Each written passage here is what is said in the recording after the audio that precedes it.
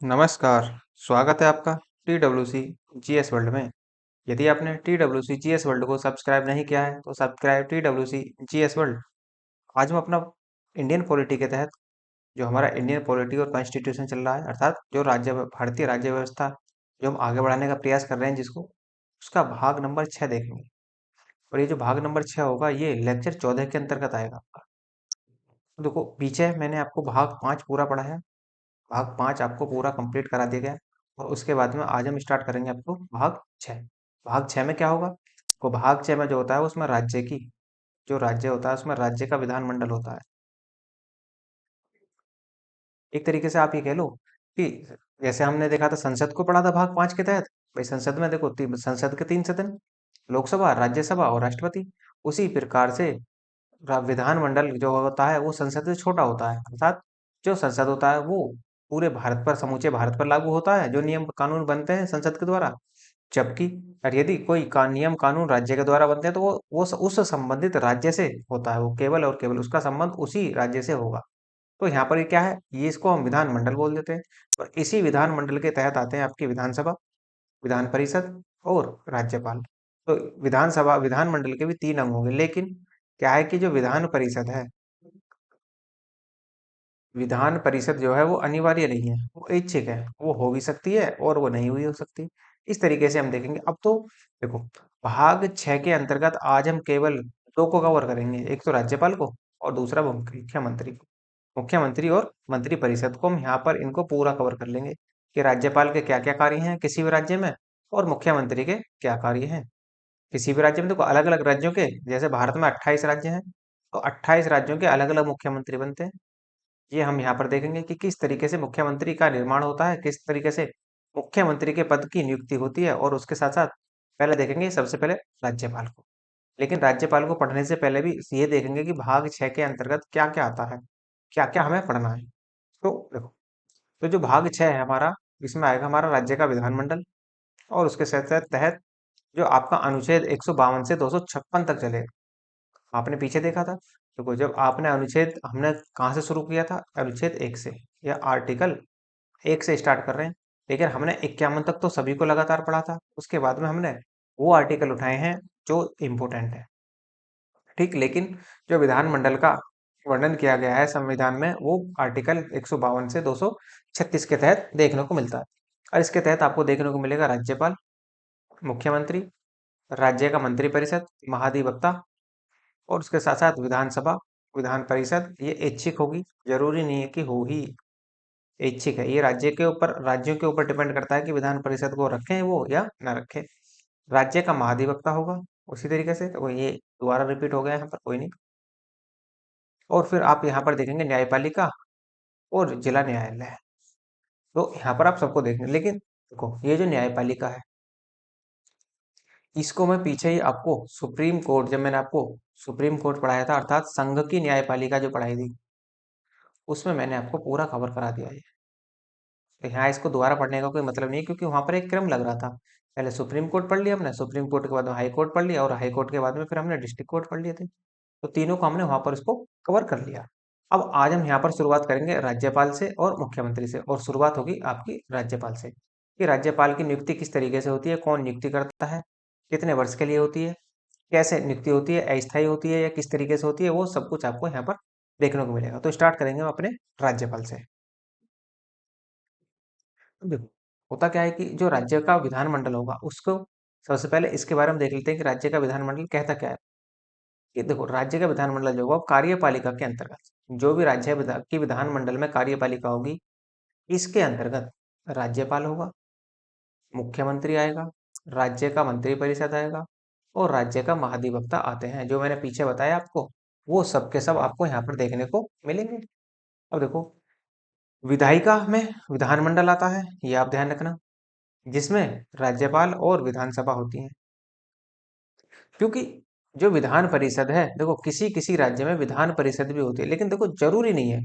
ये आप ध्यान रखना कि जब मैं आपको विधान परिषद बताऊंगा कि वहां भी आपको क्रिस्टल क्लियर करूंगा कि विधान परिषद क्यों जरूरी है और क्यों जरूरी नहीं है, ये वहां पर। लेकिन ये ध्यान रखना कि विधानमंडल के निर्माण के लिए 2 व्यक्तियों का या 2 का होना अनिवार्य है, एक तो राज्यपाल का और दूसरा है आपका विधानसभा का। इन दोनों का होना अनिवार्य है। बाकी विधान परिषद ऐच्छिक रूप से वहां पर होगी, लेकिन संसद में क्या था? संसद के तीनों सदन थे, राष्ट्रपति, राज्यसभा और लोकसभा। तीनों का होना वहां पर अनिवार्य था। लेकिन यहाँ पर विधान परिषद का होना अनिवार्य नहीं है। क्यों? देखो, यदि आप ऐसे देखते हैं ना, जो संसद में देखते हैं, संसद में राज्यसभा, तो विधान तो राज्य में जो विधान परिषद होती है वो इक्विवेलेंट होती है। ऐसे ही जो संसद में लोकसभा होती है, उसी प्रकार से राज्य में जो विधानसभा होती है वो दोनों इक्विवेलेंट होती है। बस पद छोटा बड़ा हो जाता है, बाकी कुछ नहीं। फिर क्रिया सेम चलती है दोनों की। तो देखो, जो विधान परिषद है वो केवल और केवल भारत के 6 राज्यों में ही है वर्तमान में। 6 राज्यों में कौन कौन से? जैसे उत्तर प्रदेश, बिहार, कर्नाटक, महाराष्ट्र, आंध्र प्रदेश और तेलंगाना। तो ये केवल और केवल 6 राज्यों में ही विधान परिषद का वर्णन है, अर्थात विधान परिषद वर्तमान में है। उसके अलावा किसी भी राज्य में विधान परिषद का गठन नहीं किया गया। और देखो, न्यायपालिका के अंतर्गत उच्च न्यायालय और जिला न्यायालय आते हैं। जो न्यायपालिका हमने देखी थी पीछे, देखो, सबसे टॉप पर हाई कोर्ट, उससे नीचे जो आप देखते हैं, उससे नीचे मिलता है आपको, ओ सॉरी, सबसे टॉप पर सुप्रीम कोर्ट, उससे नीचे जो मिलेगा आपको वो मिलेगा हाई कोर्ट, और उसके नीचे मिलेंगे आपके डिस्ट्रिक्ट कोर्ट। तो जो सुप्रीम कोर्ट है वो तो संघ का होता है, अर्थात सभी पूरे देश पर वो लागू होता है। लेकिन जो हाई कोर्ट है और डिस्ट्रिक्ट कोर्ट है, ये संबंधित राज्य से होते हैं, अर्थात इनका संबंध जो होता है वो राज्य से होता है, किसी राज्य से। तो यहाँ पर देखते हैं, अलग अलग राज्यों के अलग अलग हाई कोर्ट होते हैं, लेकिन दो या दो से अधिक राज्यों का भी एक हाई कोर्ट हो सकता है। ये आपको पीछे बताया गया है। और यदि आपने पीछे वाला वीडियो नहीं देखा है तो पहले आप उसको कवर कर लेना, इसके लिए, न्यायपालिका के लिए। ठीक है, तो आगे बढ़ते हैं हम इसको लेकर। अब देखो, तो अब हम देखेंगे केवल और केवल अपने भाग 6 के अंतर्गत राज्यपाल को। ये तो हमने केवल एक वर्णन मोटा सा तौर पर ले लिया कि भाग 6 में क्या क्या था हमारा। तो देखो, 153 कहता है अनुच्छेद अनुच्छेद 153 में कि प्रत्येक राज्य के लिए एक राज्यपाल होगा। अर्थात कहने का मतलब ये है कि यदि एक राज्य है तो एक राज्य के लिए एक राज्यपाल होगा। लेकिन संसद ने ये भी संशोधन कर रखा है कि लेकिन यदि एक व्यक्ति दो या दो से राज्यों के लिए एक राज्यपाल भी कर सकती है वो। साथ कहने का मतलब यह है कि जरूरी नहीं है कि एक राज्य के लिए एक ही राज्यपाल हो। दो राज्य, या आप ये कह लो अधिक राज्यों के लिए भी एक राज्यपाल हो सकता है। ये आप ध्यान रखना है कि एक ही व्यक्ति दो राज्यों का भी राज्यपाल रह सकता है। अब देखो, अब आपके मन में ये आएगा कि जी उसको जो वेतन दिया जाएगा, फिर यदि कोई व्यक्ति दो राज्यों का राज्यपाल है, तो क्या उसको वेतन दो राज्यों के राज्यपाल के बराबर दिया जाएगा? नहीं। ये देखो, ये सब राष्ट्रपति के स्वयं विवेक पर निर्भर करता है कि यदि राष्ट्रपति चाहें तो उसे दो राज्यों का वेतन दे सकते हैं, और यदि राष्ट्रपति चाहें तो उसे एक राज्य का वेतन दे सकते हैं। वो राष्ट्रपति के प्रसाद पर्यंत होता है, अर्थात जब तक राष्ट्रपति जो वेतन उसका निर्धारित कर देंगे, यदि दो राज्यों का मिलना है तो दो राज्यों का मिलेगा, यदि एक राज्यों का मिलना है तो एक राज्य का मिलेगा। ये आप ध्यान रखेंगे पूरी तरीके से। अब देखो, 154 कहता है आपका अनुच्छेद 154 कहता है कि राज्य की कार्यपालिका की सभी शक्तियां राज्यपाल में निहित होंगी। पीछे आपने देखा था कि संघ की कार्यपालिका की सभी शक्तियां किसमें निहित थी? राष्ट्रपति में। और इसी प्रकार से देखो, राष्ट्रपति उच्च पद होता है, जबकि जो राज्यपाल होता है वो नीचे का पद होता है। बस ये कह लो, ये सीनियर है और ये जूनियर है, बस फर्क कुछ नहीं है। बस सीनियर और जूनियर का फर्क है। अर्थात कहने का मतलब ये है कि संघ का प्रमुख राष्ट्रपति और राज्य का प्रमुख राज्यपाल होता है, बस ये आपको देखने को मिलेगा। तो वही कहता है कि कार्यपालिका की समस्त शक्तियां वो राज्यपाल में निहित होंगी। अर्थात कहने का मतलब ये है कि जो भी राज्य में कार्य किए जाएंगे सब के सब राज्यपाल के नाम से किए जाएंगे। लेकिन करेगा कौन? करेगा मंत्री परिषद, क्योंकि मंत्री राज्यपाल को सलाह देने के लिए क्या होगी? एक मंत्री परिषद होगी, और जिसका प्रमुख मुख्यमंत्री होगा। अब जैसे आप देखते हैं कि देखो, भारत में जो प्रधान होता है वो राष्ट्रपति होता है, लेकिन वास्तविक शक्तियां किसके पास है? वास्तविक शक्तियां जो है वो प्रधानमंत्री के पास है। उसी प्रकार से राज्य में जो प्रधान होगा राज्य का वो राज्यपाल होगा, लेकिन वास्तविक शक्तियां मुख्यमंत्री के हाथों में होंगी। ये आप पूरी तरीके से ध्यान रखेंगे इन चीजों को, ठीक। अब उसके बाद में अनुच्छेद 155। अनुच्छेद 155 कहता है कि राज्यपाल की नियुक्ति 155 के तहत की जाएगी, और इसकी जो नियुक्ति होगी वो राष्ट्रपति के द्वारा होगी। राष्ट्रपति के द्वारा प्रधानमंत्री तथा मंत्री परिषद की सलाह पर की जाएगी। अर्थात कहने का मतलब ये है कि नियुक्ति वास्तव में राष्ट्रपति के हाथ में भी नहीं है, लेकिन हाँ, बस कहने के लिए नाम मात्र की है। क्योंकि सलाह लेना अनिवार्य है किससे? प्रधानमंत्री, पीएम और मंत्री परिषद से सलाह लेना अनिवार्य है राज्यपाल की नियुक्ति के लिए। और इसमें वर्णन किया गया 155 में। अर्थात कहने का मतलब यह है कि राज्यपाल की नियुक्ति अनुच्छेद 155 के तहत राष्ट्रपति के द्वारा की जाएगी। और राष्ट्रपति सलाह किसके लेंगे? तो प्रधानमंत्री और मंत्री परिषद की राष्ट्रपति यहाँ पर सलाह लेंगे। नेक्स्ट है आपका अनुच्छेद 156। 156 कहता है कि राज्यपाल की नियुक्ति 5 वर्ष के लिए की जाएगी, लेकिन यह इससे पहले भी त्यागपत्र दे सकता है। जरूरी नहीं है कि वो 5 साल पूरा ही करे। यदि किसी कारणवश राज्यपाल अपना कार्यकाल पूरा करने में असक्षम है, तो वो अपने कार्यकाल समाप्त होने से पहले भी इस्तीफा दे सकता है। ये यहाँ पर दिया गया है, अर्थात त्यागपत्र वो दे सकता है यदि वो चाहे तो। लेकिन नॉर्मली जो कार्यकाल होगा राज्यपाल का, जो शपथ ग्रहण करने के बाद जो शपथ ग्रहण होगी, उस समय से लेकर 5 वर्ष तक वो अपने पद पर बने रहेंगे। इस तरीके से यहाँ पर इनकी कंडीशन बनेगी। दूसरा है, देखो 157 में जो दिया हुआ है, अनुच्छेद 157 में राज्यपाल की योग्यताएं मिलती हैं आपको देखने को। जैसे पहली योग्यता तो सभी के लिए लागू होती है कि वह भारत का नागरिक हो। दूसरी है कि वह 35 वर्ष की आयु पूरी कर चुका हो। देखो, जब राज्यपाल का पद राष्ट्रपति के इक्विवेलेंट है, तो योग्यताएं भी राष्ट्रपति के इक्विवेलेंट होंगी, बिल्कुल। तो जैसे आप देखते हैं कि राष्ट्रपति पद के लिए न्यूनतम आयु 35 वर्ष, उसी प्रकार राज्यपाल के पद के लिए न्यूनतम आयु भी कितनी होगी? 35 वर्ष ही होगी। तीसरी है, वह किसी लाभ के पद पर ना हो, अर्थात कोई सरकारी जॉब न कर रहा हो, या किसी विधानसभा या विधान परिषद का सदस्य ना हो। और यदि ऐसा है, तो शपथ ग्रहण करते ही वो जो भी विधानसभा या विधान परिषद का सदस्य है, उसकी वो सदस्यता वहां से समाप्त कर दी जाएगी। वे राज्य विधानसभा का सदस्य चुने जाने की योग्यता रखता हो, ये यहाँ पर कहा गया है। तो इतनी इसके बारे में योग्यताएं आपको ध्यान रखनी है कि राज्यपाल से संबंधित क्या क्या योग्यताएं होनी चाहिए। ठीक। कार्यकाल मैंने आपको बताया कि कार्यकाल कितना होता है, तो कार्यकाल होता है इनका 5 वर्ष का। आपने 5 वर्ष का इनका कार्यकाल देखा। और उसके साथ साथ यदि आप देखें, तो मोटे तौर पर यदि देखा जाए, तो इनकी जो नियुक्ति होती है, नियुक्ति किसके द्वारा होती है? नियुक्ति होती है जी राष्ट्रपति के द्वारा। क्या इनको के इलेक्शन होता है? नहीं।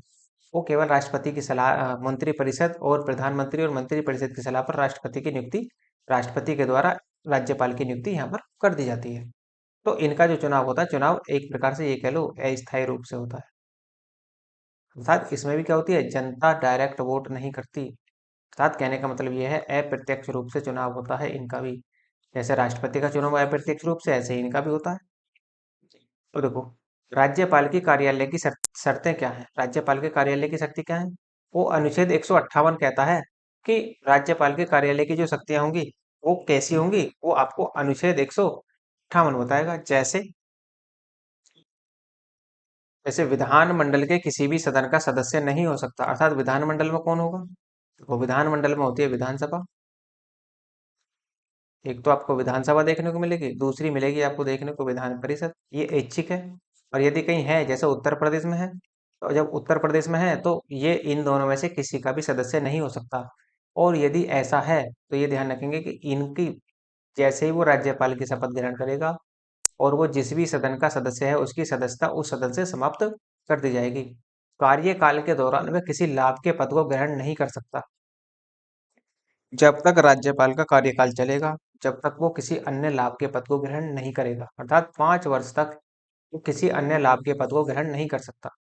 इसके वेतन और भत्तों में कोई भी कमी नहीं की जाएगी। अर्थात कहने का मतलब ये है कि जब तक वो राज्यपाल के पद पर रहेगा, वेतन और भत्ते जो निर्धारित कर दिए गए हैं, वही इन्हें मिलेंगे। राज्यपाल एक सरकारी आवास और यात्री भत्ते भी भोगी होगा। अर्थात कहने का मतलब यह है कि राज्यपाल को एक सरकारी आवास मिलेगा, और साथ ही साथ यात्रा भत्ता भी दिया जाएगा। यात्रा भत्ता क्या होता है?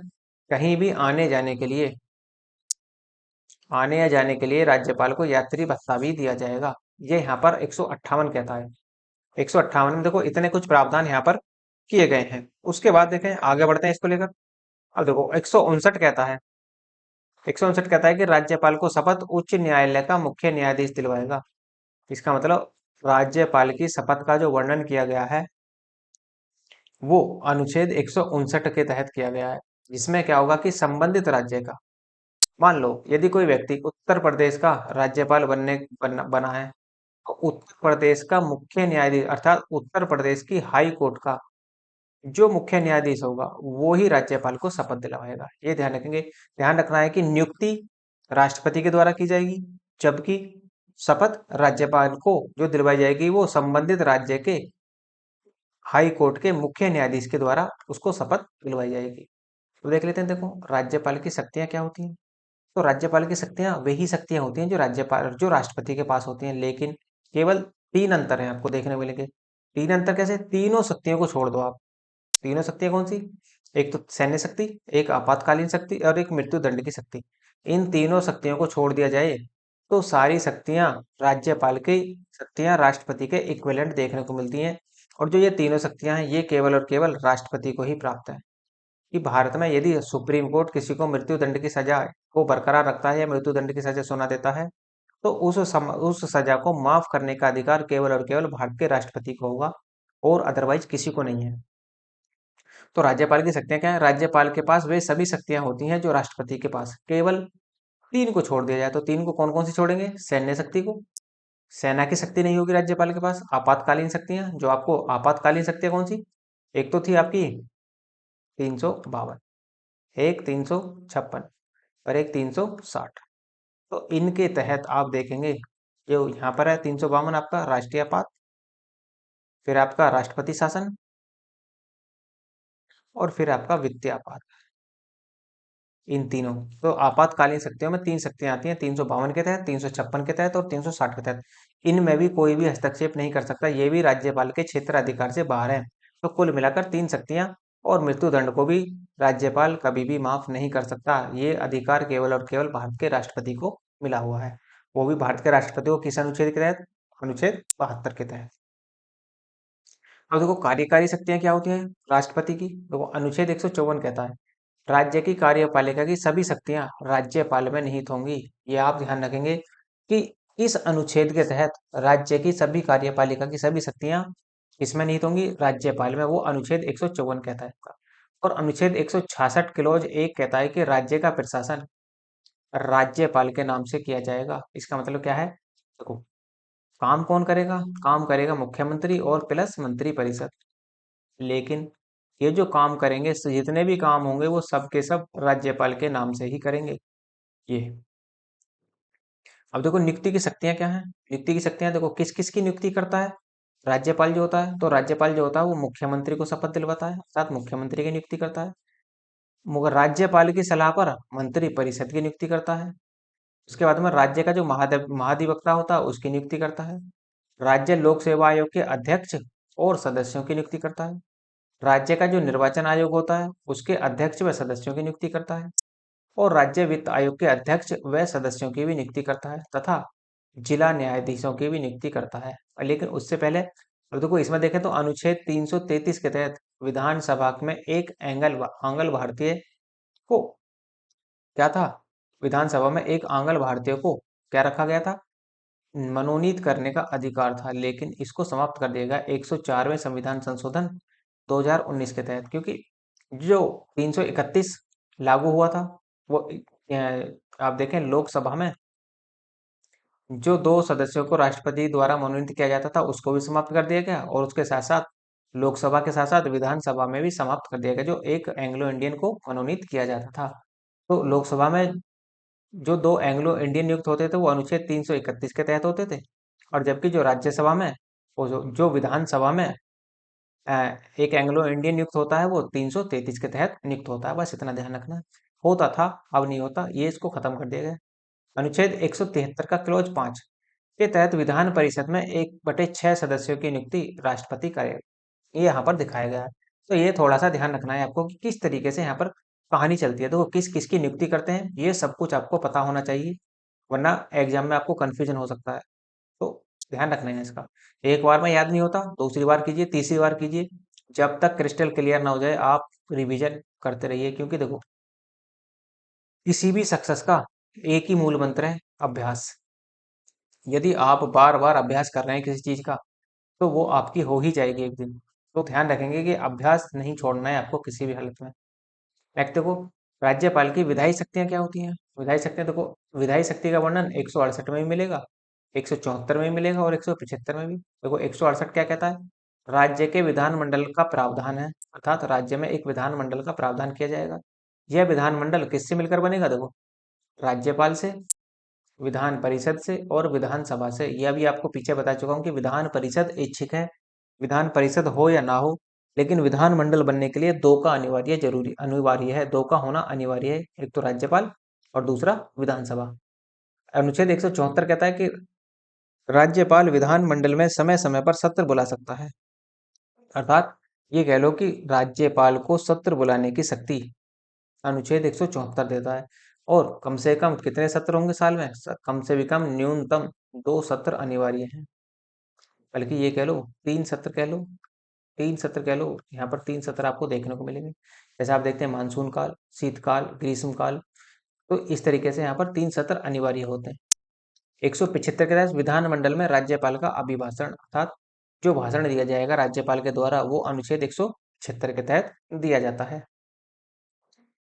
नेक्स्ट देखो 176, अनुच्छेद 176 कहता है कि राज्य के विधानमंडल में राज्यपाल का विशेष अभिभाषण जब राज्यपाल के द्वारा संयुक्त अधिवेशन बुलाया जाता है, अर्थात संयुक्त अधिवेशन की स्थिति में ही राज्यपाल का विशेष अधिवेशन अभिभाषण होता है। जब संयुक्त अधिवेशन बुलाया संधि आप देखो संयुक्त अधिवेशन बुलाया क्यों जाता है? संयुक्त अधिवेशन तब बुलाया जाता है जब विधानसभा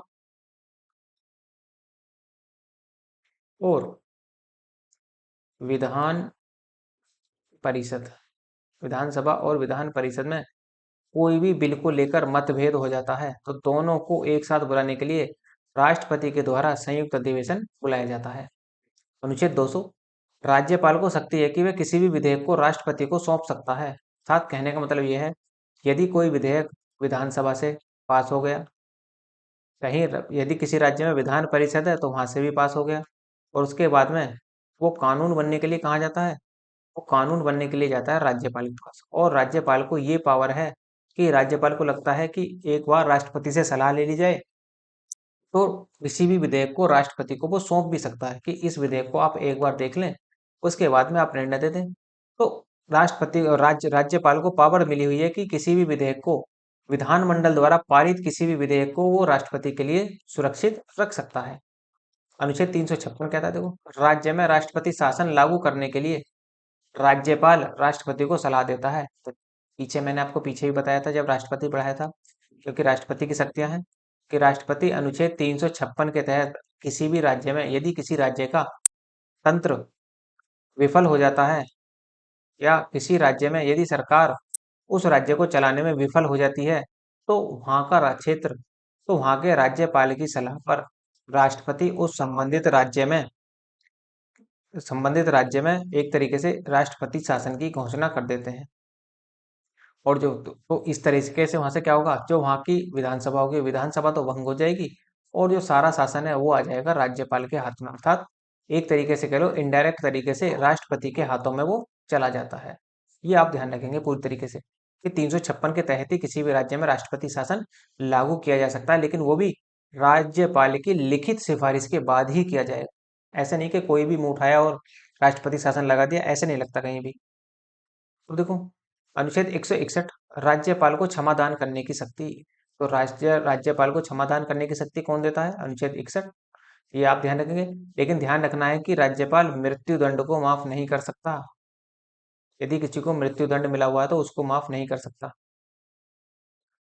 अनुच्छेद 213 राज्यपाल की अध्यादेश जारी करने की शक्ति।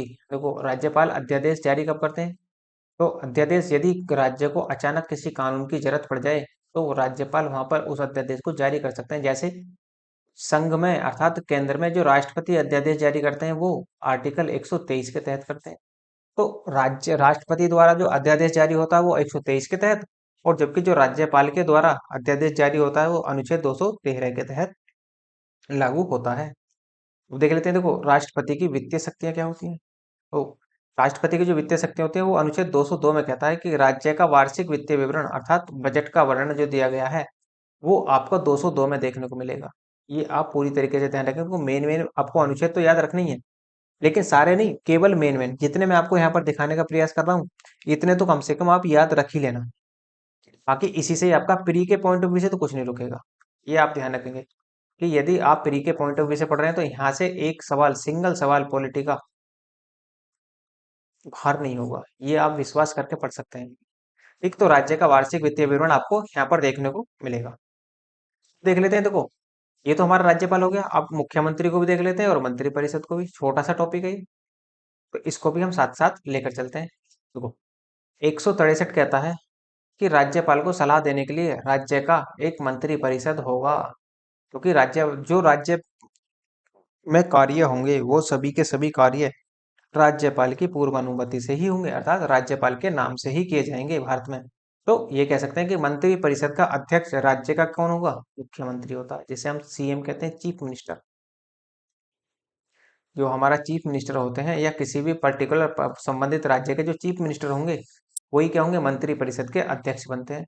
और मुख्यमंत्री और मंत्री परिषद ही मिलकर शासन चलाते हैं, और शासन ये जो दोनों मिलकर चलाते हैं, ये दोनों के दोनों शासन राज्यपाल के नाम से चलाते हैं। जिस प्रकार से केंद्र में लोकसभा और राज्यसभा मिलकर शासन चलाती हैं, लेकिन शासन जो चलाती हैं वो किसके नाम से चलाते हैं? वो भी राष्ट्रपति के नाम से। उसी प्रकार से राज्य में जो मंत्री परिषद और मुख्यमंत्री शासन चलाएंगे, वो भी राज्यपाल के नाम से ही चलाएंगे। लेकिन मेन पावर यहाँ पर किसके हाथ में होगी? मेन पावर होगी मुख्यमंत्री के हाथ में। अनुच्छेद 164 है। अनुच्छेद 164 कहता है कि मुख्यमंत्री की नियुक्ति राज्यपाल के द्वारा की जाती है, अर्थात जो मुख्यमंत्री होंगे, जो मुख्यमंत्री को शपथ समारोह दिलवाया जाएगा, वो संबंधित राज्य के राज्यपाल के द्वारा ही दिलवाया जाएगा।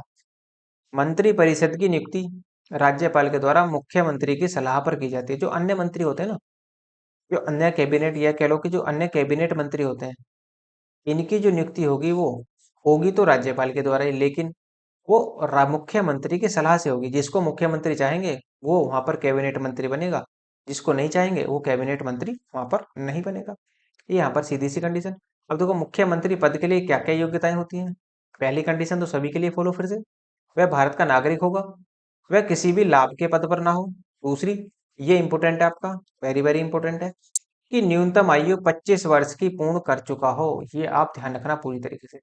और दूसरा, विधानसभा का सदस्य बनने की योग्यता रखता हो।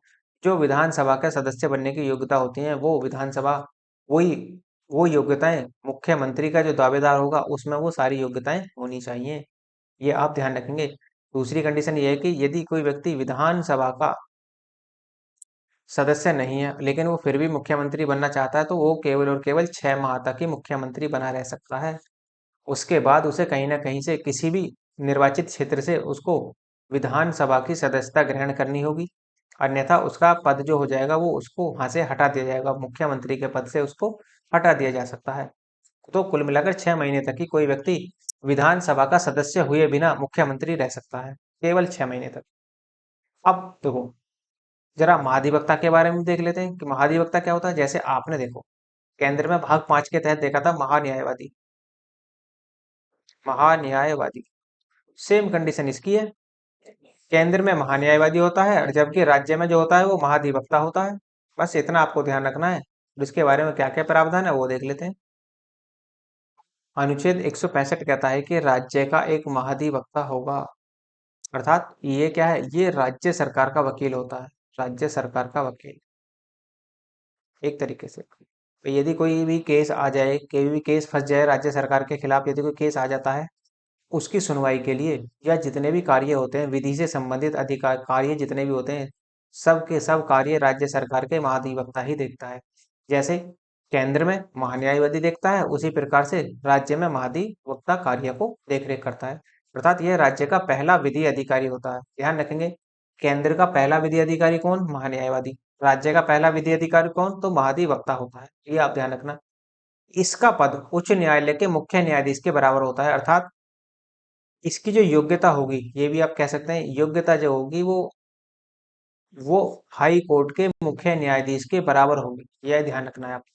यह राज्य सरकार को वैधानिक सलाह देता है, अर्थात जो संविधान में लिखित है, जो संविधान में वर्णित है, उसी प्रकार की ये सलाह देता है।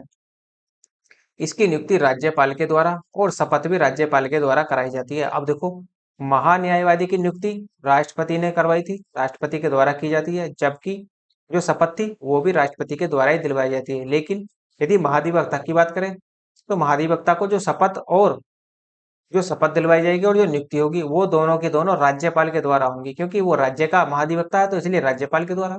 और यदि वो संघ का न्यायवादी है, महान्यायवादी है, तो उसको जो शपथ का प्रावधान होगा वो राष्ट्रपति के द्वारा, और नियुक्ति भी राष्ट्रपति के द्वारा ही की जाएगी।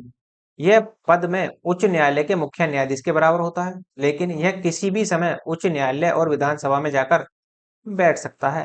उसी जिस प्रकार से महान्यायवादी को पावर थी कि वह किसी भी समय लोकसभा और राज्यसभा में जाकर बैठ सकता है, उसी प्रकार यह महान्यायवादी जो ये महाधिवक्ता होगा, ये कभी भी विधानसभा और उच्च न्यायालय में जाकर बैठ सकता है। ये यहाँ पर इस तरह का प्रावधान किया गया है।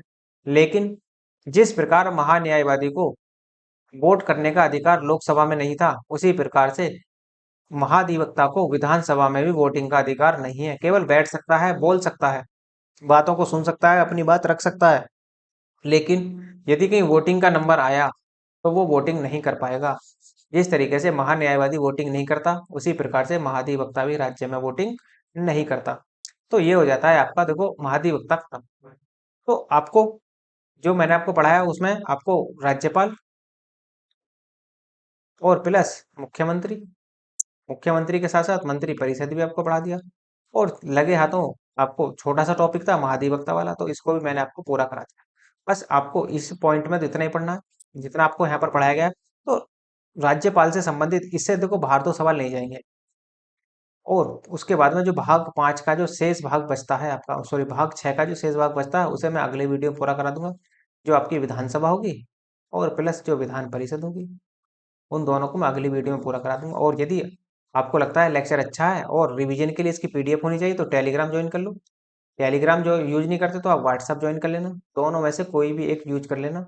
तो या फिर वहां पर ज्वाइन कर लेना, दोनों का लिंक डिस्क्रिप्शन में नीचे दिया गया है। और यदि आपको पॉलिटी की कंप्लीट पीडीएफ चाहिए तो आप उसके लिए मुझे मेल कर दीजिए, मेल का लिंक भी डिस्क्रिप्शन में आपको नीचे मिल जाएगा।